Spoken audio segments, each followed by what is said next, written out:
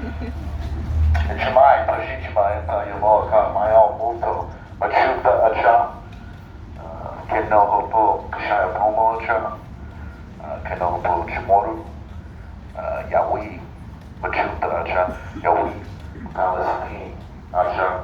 I'm saying hello, my name is Yahmo, I'm from the Tomo Nation, from the Chamorro of Guam.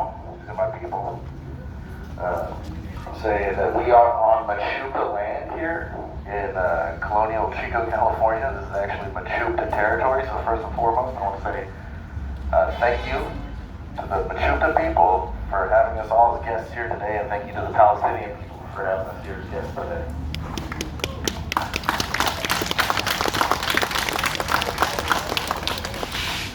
Like I said, I'd like to start by acknowledging that we are in fact currently on occupied Machuca territory. The United States itself is a 240-year-long occupation of 574 indigenous First Nations. This is a fact. It's an ongoing occupation, no different than the occupation of Palestine for 75 years. The United States has 24 illegal territories outside of those 574 indigenous nations. Those include my family on Wuhan, the Chamorro people, of what's now occupied Guam, that serves as a military base for the United States in the wars against Southeast Asia, including 800 military bases worldwide, making the United States the world's largest and most expansive and violent empire to ever have existed. I'm here today to stand in solidarity with the occupied people of Palestine. People experiencing indiscriminate bombardment, unjust incarceration, and violence par on the genocide that has occurred to my family. So I kind of want to recap that. We're here in colonized American so-called California, okay? And within 10 years, 90% of all indigenous peoples here were either killed, incarcerated, enslaved, or relocated to open-air concentration camps where we stay till this day. Okay? This is a fact. It's not talked about in schools, and they're trying to sweep it under the rug. Okay? So, it is estimated that over 300,000 population, 300 people, indigenous people here, in just a decade, were reduced to 30,000 people right here in California, right here in Chico, California. And the so-called heroes of this town, Annie and John Bidwell, were a part of this, right? They sold children for $50, indigenous children, right here in Chico, California, for $50. The so-called state of California, American California, put bounties on our heads at 25 cents for a scalp, $5 per head. And they spent an estimated $1.5 billion at that time in eradicating us, okay? But we're still here, okay?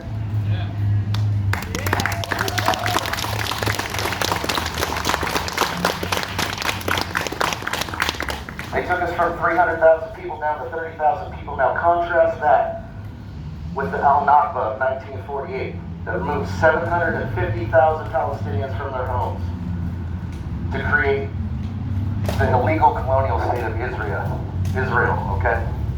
750,000 people that cannot return until this day are all their descendants, right? So as a descendant of the Pomo and the Chamorro, okay? I can't help to see the parallels. I can't help but see what's happening in Guam right now, the militarization, all the missiles that are being put on there. Guam having absolutely no representatives and no right to vote, even though being a so-called territory of the United States.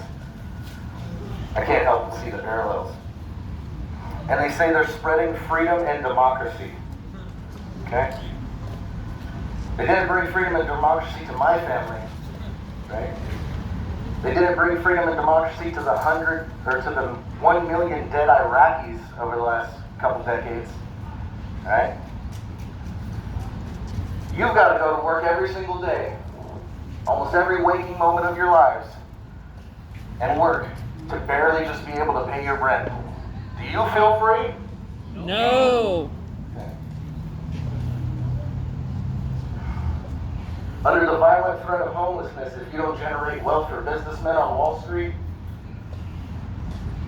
that's exactly where you can end up. I mean, come on. Do any of us feel free under that constant threat of poverty? No. So I'm a survivor, my family are survivors of the genocidal gold rush, right? And just recently I want to point out to Fairfields that $540 billion worth of natural gas was recently discovered off the coast of Gaza. And earlier this year, Israel made contracts with American and Israeli oil companies to seize that gas, okay? So I wonder who's going to get all that wealth and profit if the Palestinians are forced off their land. If Gaza is pushed, all the people of Gaza are pushing to Egypt, I wonder who's going to have the resources to seize that natural gas and collect those billions of dollars. I don't think it's a coincidence. There's a contradiction even being pointed out about indigeneity, or indigenousness, whatever you want to call it. And this is particularly infuriating for me. I'm somebody who gets judged by my occupiers, a colonial state, by my blood quantum. Like a dog in a dog show, or like a horse in a horse race. They judge us by our blood quantum. Or whether or not we even exist at all, or have any rights to our own land. So what they're telling me is that people with very distant ancestors to Palestine have a right to take that land. And I'm talking distant, it's distant. Let me explain what I mean. If you're a quarter blood Native American, you may not have any right to identify under the federal government as being Native American. This is just so you're talking about your grandma, your mom, you. Right? You may not be allowed under the federal government to identify as a Native American, claim your land under a quarter blood or less. So, they're calling us, anybody who's standing up, just because we don't want to see 3,500 children get blown to pieces. They're calling us anti-Semites for not wanting to see that happen. And it's a hypocrisy, it's a big time hypocrisy. The majority of, the Jewish diaspora does not live in Israel. And so they're conflating the state, the colonial state, with the Jewish diaspora. With many Jewish people all across the world are protesting this ongoing occupation and the current genocide that's going on.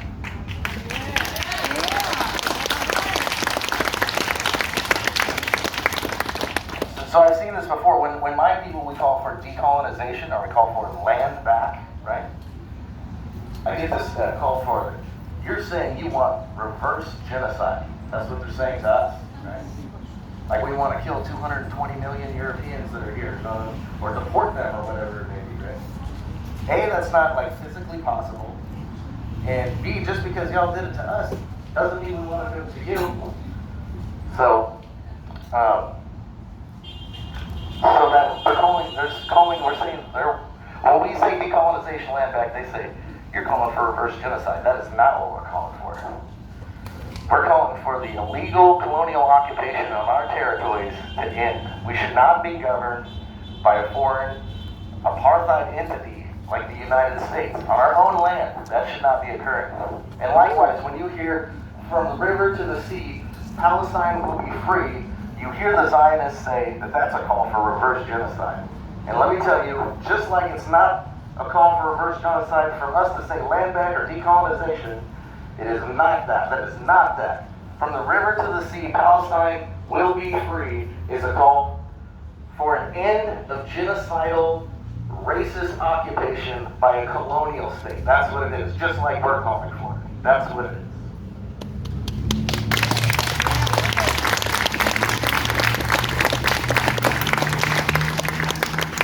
So regardless of the excuses and the justifications, the real reason for the occupation doesn't have anything to do with anybody's bloodline. Because to be sure, when Britain invaded the Palestinian people in 1917, it didn't have anything to do with helping Jewish people, okay?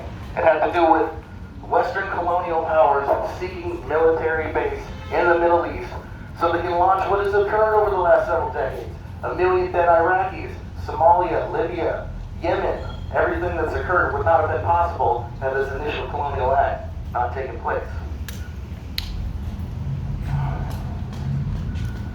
So, regardless of what they say, it's not about people's bloodlines. It's about capitalism.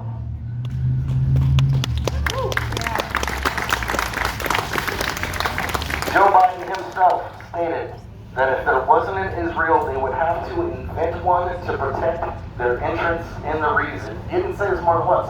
He said it multiple times. If there wasn't an Israel, they would have to invent one to protect their interests in the region. What are those interests? Over the last decade, we've seen it with these million dead Iraqis and they seized their oil. We've seen it with the murdered Afghanis and they've seized their opium. We've seen it with the murdered Syrians, Libyans, Yemeni, Iranian people, the Somali, Lebanon, Pakistan, Egypt, Jordan, all of them have at some point been attacked in relation to these so-called interests. And it's not just the Middle East. I could go on about the 57 military interventions in the countries in South America, sponsoring of fascism in India, Bolivia, Ukraine, Chile, Colombia, Peru, Africa, the human trafficking of 20 million Africans for slavery. Since when has this country ever spread freedom and democracy to any people?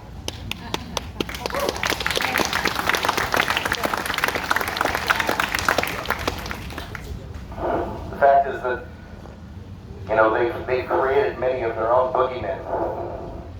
They say that they hate Putin, but if they learned about the coup of the Soviet Union that installed Putin, he wouldn't be there. They say they hate the Taliban, but if you wanted to back the coup of the Democratic Republic of Afghanistan, the Taliban wouldn't be there. And the list goes on and on. The United States has this tendency of trying to destabilize, particularly socialist movements, and installing people with right-wing ideology that they can use as useful pawns at the time to create chaos, to seize the resources, and then they get what's called blowback when they stab those people in the back. So, the reality of the situation is I was a supporter of the PLIP,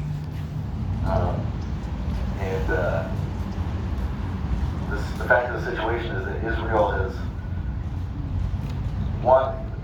in the past has been very supportive of Hamas because they could go to the Western allies and say, okay, look, this is a terrorist organization. This is the word they use. Pay attention to the racist language they use. If you resist the colonial occupation there, you're a terrorist. When we resisted the colonial occupation right here, they called us savages. Those were the words they called us. Pay attention to the racist language that they're using. So they're getting blowback, as they have in many, many other countries where they've installed people, particularly to overthrow these socialist movements. But in conclusion, I would like to say that my heart breaks for the Palestinian people. It's like watching a replay of genocide of my own people. It's the worst feeling of pity